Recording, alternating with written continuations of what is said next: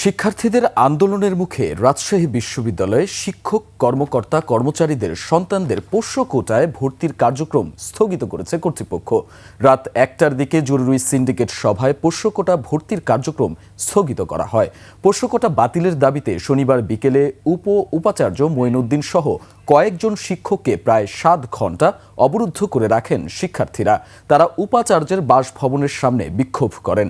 এক পর্যায়ে পোষ্য কোটা পুনর্বহালের ঘটনায় শিক্ষক শিক্ষার্থীদের মাঝে ধস্তাধস্তি ও হাতাহাতির ঘটনা ঘটে।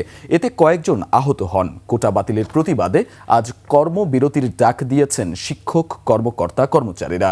গত বৃহস্পতিবার ১০টি শর্তে পোষ্য কোটায় ভর্তির সিদ্ধান্ত নেয় বিশ্ববিদ্যালয় প্রশাসন। এরপর থেকেই শিক্ষার্থীরা এই সিদ্ধান্ত বাতিলের দাবিতে আন্দোলন করছিলেন।